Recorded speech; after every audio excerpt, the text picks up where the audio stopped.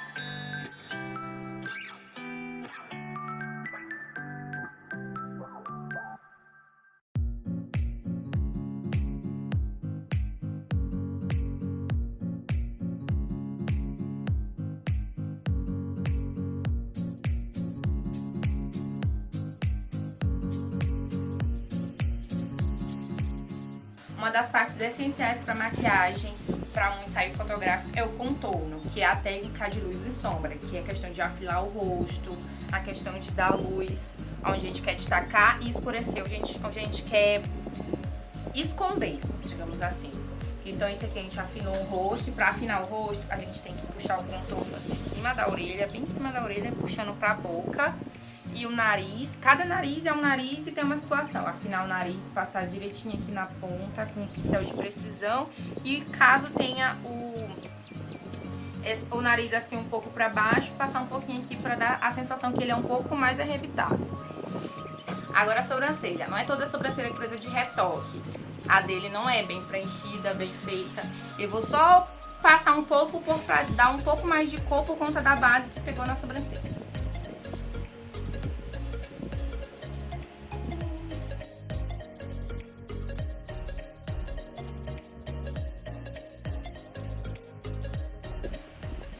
Já nessa sobrancelha dele aqui tem um corte, eu vou tirar o risquinho por conta que não combinaria com o ensaio que eu tô querendo fazer.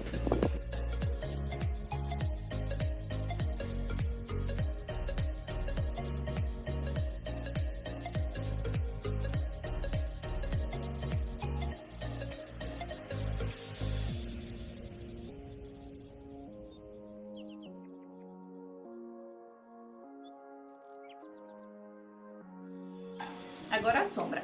A sombra que geralmente é usada é uma sombra marrom, um tom de marrom. Para cada tom de pele, um tom de marrom. São geralmente as sombras usadas para poder dar profundidade no olhar. É muito raro usar preto. Preto é mais usado quando o cliente tem a pele negra num tom bem escuro, para poder dar profundidade no olhar. Nessa maquiagem eu usei uma outra proposta, por conta do ensaio. Nessa aqui eu usei cores, eu usei tons de lilás e tons de rosa, além de pigmento. O pigmento eu passei na pálpebra e geralmente é utilizado o pigmento ao invés do glitter, porque o glitter geralmente ele estoura quando a gente está tirando as fotos. A não ser que seja uma foto bem fechada, bem do rosto, mas não é o que acontece normalmente.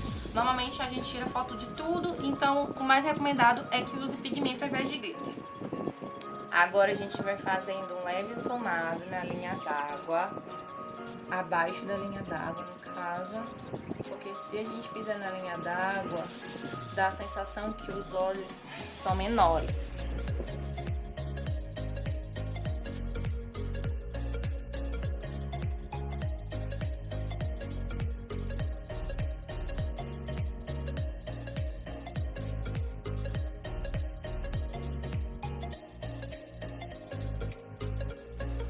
Pronto, e aqui já tem a maquiagem concluída. Depois que eu apliquei a sombra, que foi a última parte que eu coloquei vocês, eu apliquei os strass, colei os strass porque é a proposta é do ensaio e pontos estratégicos. Aí adicionei os cílios postiços e passei o iluminador. Passei na maçã do rosto, bastante para ficar bem marcado, e passei no nariz. Aqui, ó. E passei no nariz, eu passei com o dedo para ficar mais preciso, porque quando a gente passa com o pincel, fica mais assim espalhado, como dá para perceber aqui. Apliquei o batom com um pouco de gloss e é isso, tá concluído. E agora a gente vai pro cabelo. E agora vamos para cabelos. Os cabelos são muito importantes e merecem uma atenção necessária. A gente acaba esquecendo do cabelo, isso é fato. A gente lembra de tudo. Lembra de maquiagem, figurino, locação, acessório, mas acaba esquecendo do cabelo. E ele sofre uma negligência muito grande. Um lado bom é que hoje em dia muitos maquiadores já trabalham com elaboração de penteado, o que ajuda a gente e ajuda também o cliente, porque é uma preocupação a menos em cima da gente. Uma preocupação, no caso, que a gente nem sabia que tinha. E isso já ajuda demais, porque é muito difícil tu não saber que tem uma preocupação para poder contatar o profissional necessário. Aí acaba que na hora tu esquece do cabelo e tu chega com o cabelo nada a ver, ou tu chega com o cabelo molhado, o que é o erro. Não chegue com o cabelo molhado, porque o cabelo molhado não tem volume, ele não tem balanço, ele não tem movimento. Fica uma coisa, tipo, fica muito junto, não fica bonito nas fotos, não fica legal. E existem muitos tipos de cabelo, né? Cabelo liso, cabelo ondulado, cacheado, crespo, trançado, de dread, existe muitos tipos de cabelo. E é muito bom o profissional da área porque ele vai saber o que fazer com esse cabelo para poder ficar diferente, não ficar sempre a mesma coisa. O cabelo da minha modelo é um cabelo curto, liso e escuro, no caso, preto. E não fica legal para a proposta do ensaio que eu tô querendo. Então fui atrás de um outro cabelo, arranjei um cabelo para ela. E a gente está utilizando aqui uma peruca.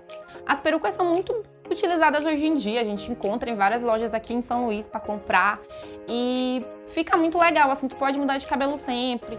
Até se o fotógrafo quiser ter como acessório, é um acessório válido. Mas vamos lá. Aí eu escolhi esse cabelo cacheado, longo e com as luzes. E bora ver como foi que ficou. Aqui já apliquei a lace. Agora tá bem, não colei porque é só um ensaio fotográfico, então qualquer coisa, se aparecer a tela, dá pra arrumar no Photoshop. E é isso, aqui a maquiagem já tá pronta, o cabelo tá pronto e agora a gente vai pra próxima etapa, que é figurino. É muito importante que haja uma conversa com o cliente sobre a locação e sobre as roupas que ele tá pretendendo usar no dia do ensaio. Por quê? Porque a gente tem que ver se não choca com a locação. Às vezes as roupas chocam com a locação e não ficam legal.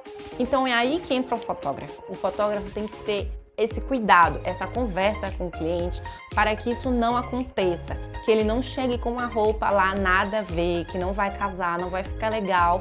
Porque se isso acontecer, na verdade, se ele não tiver a conversa, o que vai acontecer? Vai chegar o dia do ensaio, o fotógrafo já vai estar lá, aí o cliente chega com uma roupa totalmente diferente do que o fotógrafo estava esperando. Porque o fotógrafo achou que ele iria se ligar na roupa que ele tinha que usar. Mas não é só assim.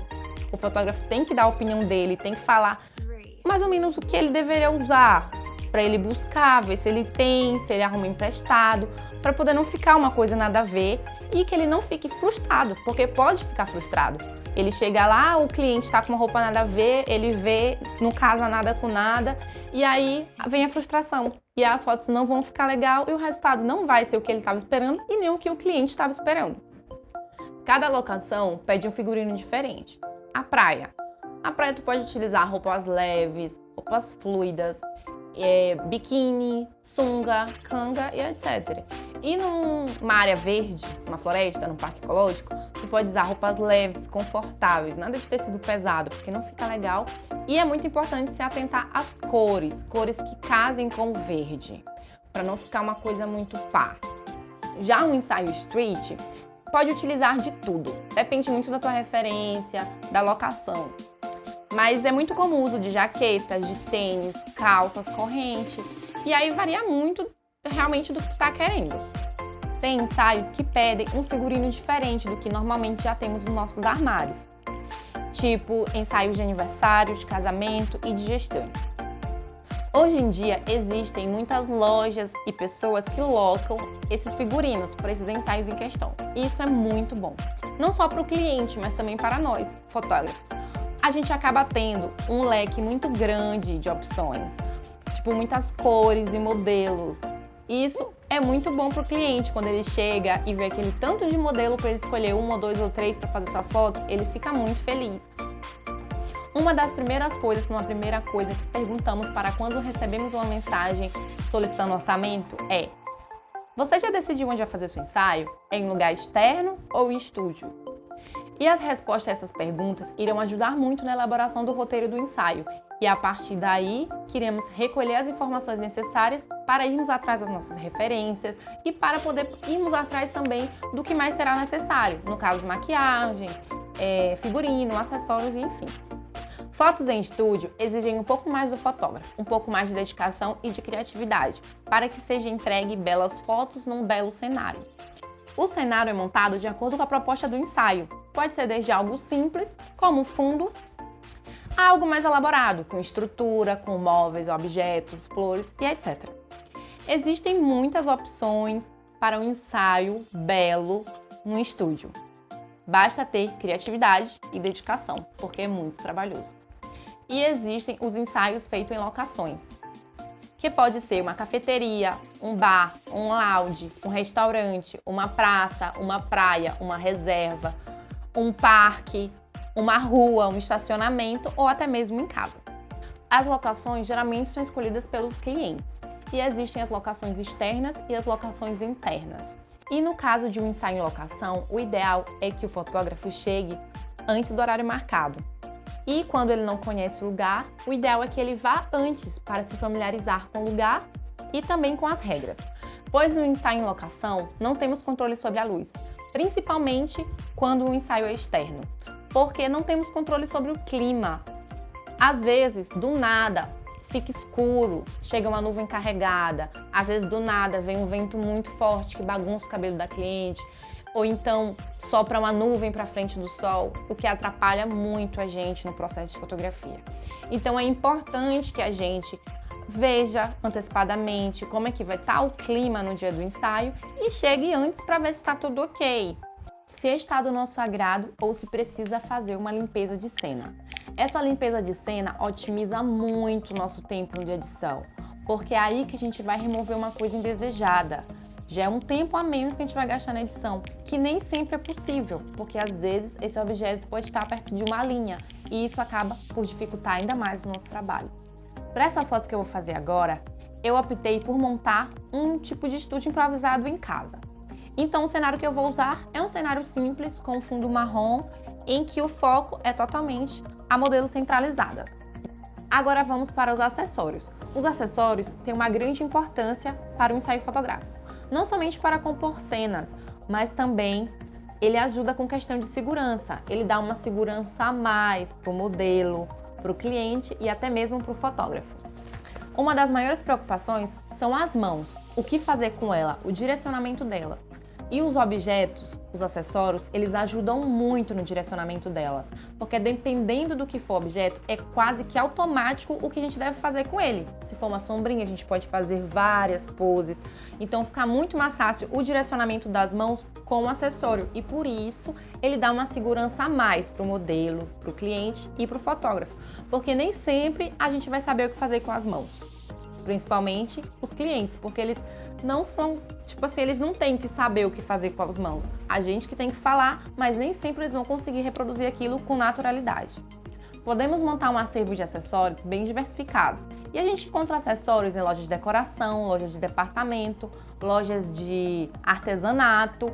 A gente pode encontrar muitos objetos que vão ser fáceis de ser inseridos na fotografia.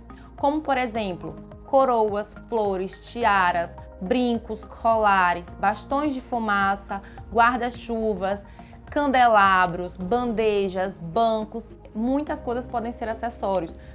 Bicicleta, meu Deus, é muita coisa. A gente pode utilizar muita coisa mesmo de acessório. A gente pode utilizar uma coisa até do cliente, caso ele queira inserir na fotografia, uma coisa que seja muito marcante para a pessoa que ele é.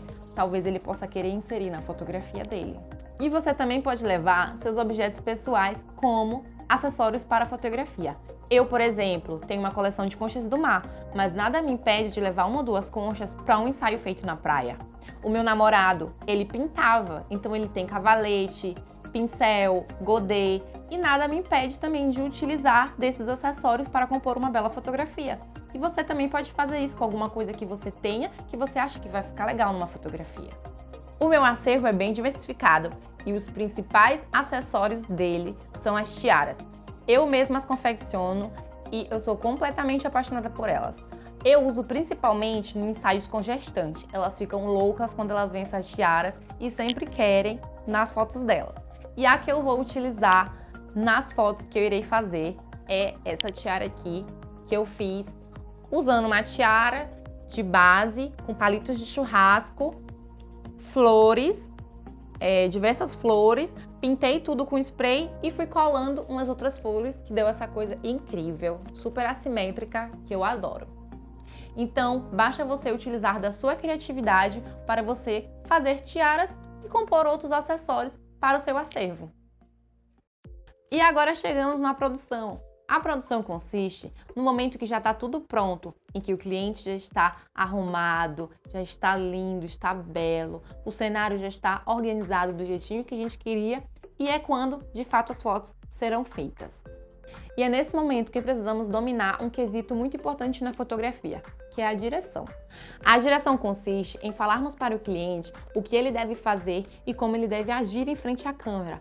Mas e as mãos? O que fazer com elas? Em geral, as mãos são um problema, tanto para o fotógrafo quanto para o cliente. Não é sempre que o cliente vai acertar o que fazer com as mãos, não é sempre que ele vai acertar fazer o que estamos pedindo com naturalidade. E é aí que entra o salvador da pátria, os acessórios, porque dependendo do acessório, é muito natural o direcionamento das mãos.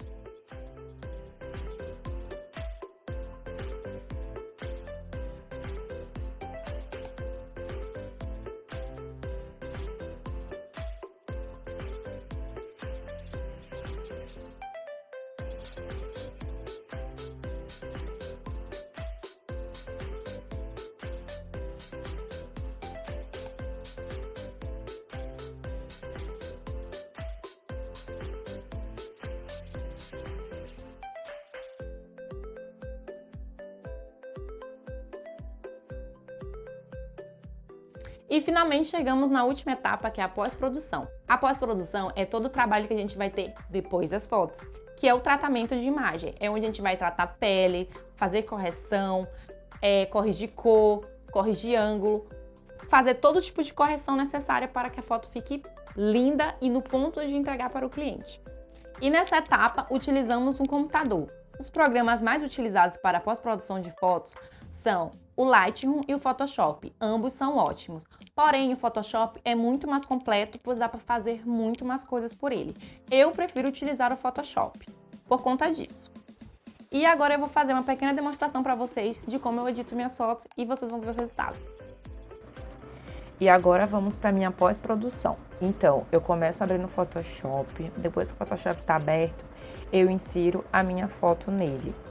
Assim que eu jogo a minha foto no Photoshop, ele vai abrir uma outra janela, que chama Camera Raw. Abre essa janela porque eu não tiro minhas fotos em JPEG. Eu tiro minhas fotos em RAW porque ele é muito melhor para trabalhar tratamento de pele do que em JPEG. Quando a gente trata JPEG, as imagens de JPEG, o tratamento de pele perde muita qualidade. E em RAW vem muito mais detalhe, então é muito melhor para se trabalhar. Por isso que aparece em RAW. Então, assim que abro o Camera Raw, eu sempre jogo um filtro básico nesse, porque eu já tenho feito, que esse filtro tem alguns ajustes, que é balanço de branco, um pouco de nitidez, contraste e afins. Aí eu faço todos esses ajustes e jogo na minha imagem. Depois disso, eu abro direitinho no Photoshop e eu começo a fazer o meu enquadramento, digamos, corrigir qualquer ângulo que esteja errado para que a foto fique do jeito que eu queria que ela ficasse. Essa foto, por exemplo, ela foi tirada com um fundo que era muito pequeno, como vocês podem ver, que ficou muito bagunçado assim. A foto geralmente não sai assim, ficou assim bagunçada a foto, por conta que o tecido era muito pequeno, porque esse tecido não é próprio para fundo de foto. Ele foi comprado com outro propósito, por isso que ele era tão pequenininho, mas geralmente os tecidos que eu uso de fundo, eles são grandes, que dá para eu tirar geralmente fotos de corpo inteiro, sem precisar de tanta gambiarra, digamos assim.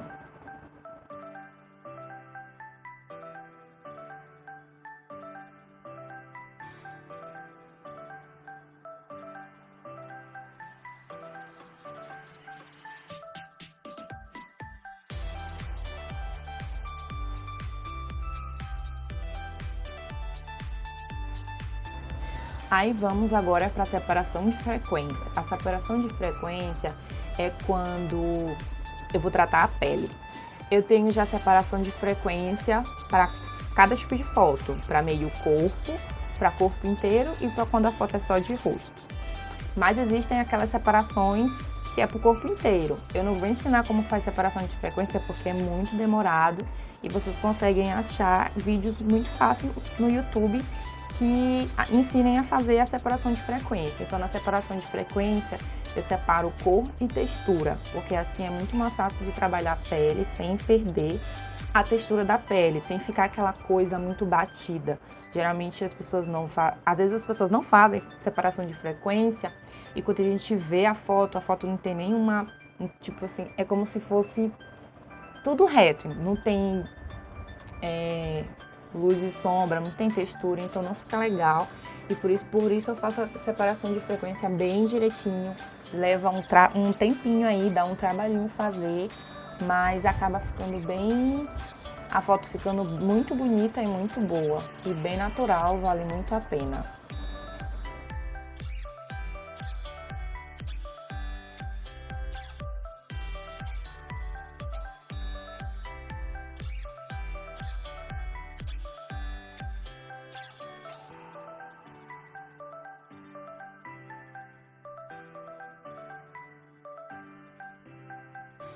E agora vamos para o Dodge Burn, que é a técnica de luz e sombra. Se lembra que lá no comecinho, quando eu estava falando de maquiagem, eu não falei que era bom para o fotógrafo entender um pouco de maquiagem, porque ia auxiliar ele na hora da edição da foto? Então, é aqui. Quando a gente... Às vezes a gente acaba perdendo um pouco da maquiagem, do contorno principalmente, e da iluminação da maquiagem quando a gente está fazendo a separação de frequência, quando a gente está tratando a pele. E o Dodge Burn é justamente para a gente auxiliar, para nos ajudar nisso. Ele vai preencher aquilo que a gente acabou perdendo e até quando não tiver muito marcado, a gente vai lá e marcar mais para poder dar aquela aparência de que a maquiagem está mais elaborada. E é aqui que a gente usa a técnica de escurecer e clarear. O escurecer a gente passa no contorno do rosto, na testa, no nariz, no queixo. E a gente vai aplicando ele em todos os lugares que a gente quer deixar mais escuro, entendeu? Aqui eu faço na sombra para deixar um pouco mais marcado o côncavo. Também coloco mais no pescoço e vou escurecendo todos os pontos da foto que eu quero que fique mais escuro. Geralmente eu também passo em volta do corpo da modelo. Geralmente passo também no braço, assim, onde já tá mais escuro, eu vou passando também.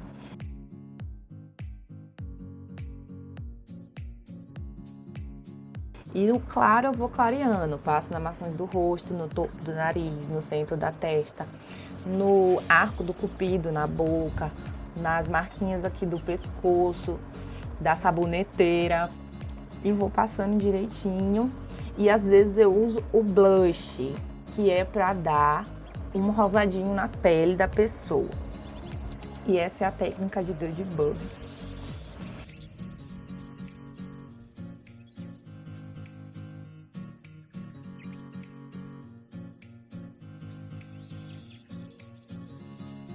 Geralmente não tem esse blush, eu que incluí por conta que às vezes a pele ficava sem o rosadinho, e eu não gosto desse tom de pele sem o rosadinho, acho que deixa com aparência mais saudável.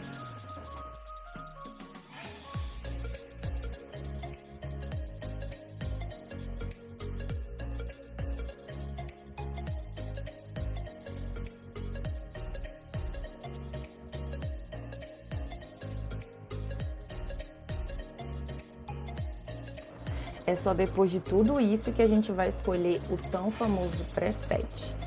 Às vezes a gente já tem um preset pronto, né? Os meus presets já são prontos, porque eu já tenho uns presets que eu gosto de usar, que já é tipo a minha identidade nas fotos que eu tiro. Mas aí a gente vai indo de acordo com o que aquela foto necessita. No meu caso eu tenho pronto, só que nem todo preset é para todas as fotos. A gente sempre vai precisar fazer um ajuste, a gente sempre vai precisar mexer na exposição, no contraste, no realce, na sombra, e é só saber dosar tudo isso para ficar uma coisa legal. Eu também gosto de usar muito o filtro radial nas minhas fotos, que dá para deixar a modelo em mais evidência, deixar ela mais clarinha em relação ao fundo. Eu gosto de deixar ela com bastante evidência, principalmente quando a foto é para ela ser o foco, que é no caso dessa foto que eu estou editando agora, que é no caso das fotos da modelo. Aí eu vou ajeitando a exposição e tudo, aí vai ficando do jeito que eu gosto.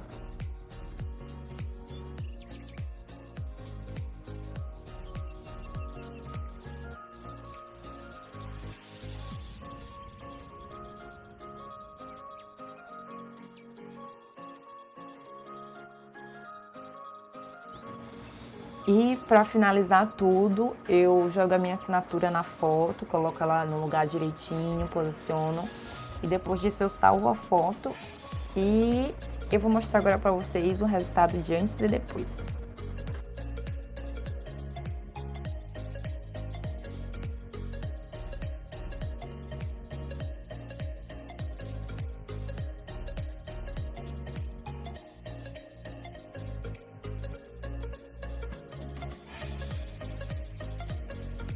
E esse foi o nosso workshop de produção fotográfica. Eu espero que vocês tenham gostado e que ele possa ajudá-los nas suas futuras produções.